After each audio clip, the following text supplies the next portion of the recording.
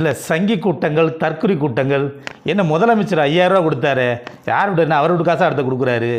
அப்புறம் என்ன இப்போ மோடி வச்சுருக்காரு, என்ன அவரோட சொத்தை பத்து விற்று தான் இந்தியாவுக்கு ஃபுல்லாக பண்ணிக்கிட்டு இருக்காரா? தமிழ்நாட்டுக்கு ஒன்றும் பண்ண போகிறதில்ல, மற்ற மாநிலத்துக்கு பண்ணுறதெல்லாம் மோடி என்ன சொத்தை விற்று பண்ணுறாரா? மக்களுக்கான வரிப்பணத்தை மக்களுக்காண்டி செலவழிக்கிறாரா? அதை பாருங்கள். கொடுக்கலைன்னா எதுவுமே என்ன அவர் என்னத்தை கொடுத்தாரு அப்படின்ற போது உங்களுக்கு நல்லா சொகுசான காரில் போய் உயர்ந்த இடத்துல இருக்கவங்களுக்கு 5000 ரூபா காசு பெருசாக தெரியாது. கிராமத்தில் ஒரு 500க்கு 1000 2000க்கு தவணை வாங்கி கட்டுறான் பாருங்க, அவனுக்கு தான் அந்த 5000ரோட மதிப்பு தெரியும். அந்த பொங்கலுக்கு 3000 கொடுக்கும்போது எவ்வளோ ஒரு மகிழ்ச்சி இருந்துச்சு. வயதானவர்கள் பாட்டியெல்லாம் பார்த்துருப்பீங்க. அந்த கரும்போட எவ்வளோ அந்த 3000 கொடுக்கும்போது, அப்போ 3000 ரூபா கொடுக்கும்போதே அவ்வளோ சிரிப்பு இருக்கும்போது 5000 ரூபா கொடுத்துருக்கும் போது எவ்வளோ மகிழ்ச்சியாக இருந்திருப்பாங்க. எப்போ தேர்தல் வரும்னு நினைக்கிறாங்க கிராமத்துலலாம்.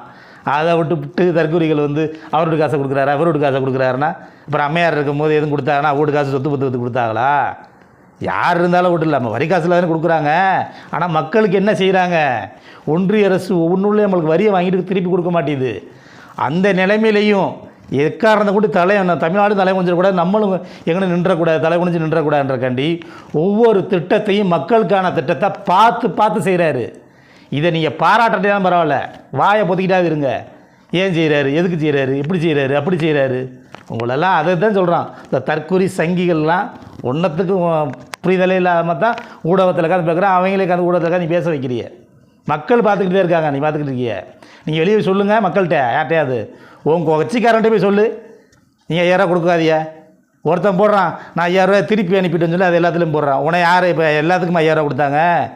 உன்னோட வங்கி கணக்கை கொடுத்து எனக்கு கலைஞர் உரிமை தொகை வேணும்னு சொல்லி கொடுத்துருக்கவங்களுக்கு தானே கொடுத்துருக்காங்க. அதை என்னமோ உன்னை வலுக்கட்டாயமாக பிடிச்சி வாங்க எல்லாத்துக்கும் நான் 5000 ரூபா ஏற்றி வருவேன்னு சொன்ன மாதிரி சும்மா எதையா பேசணும்னு சொல்லி பேசிக்கிட்டு இருக்கக்கூடாது. சரியா? மக்கள் பார்த்துக்கிட்டே இருக்காங்க.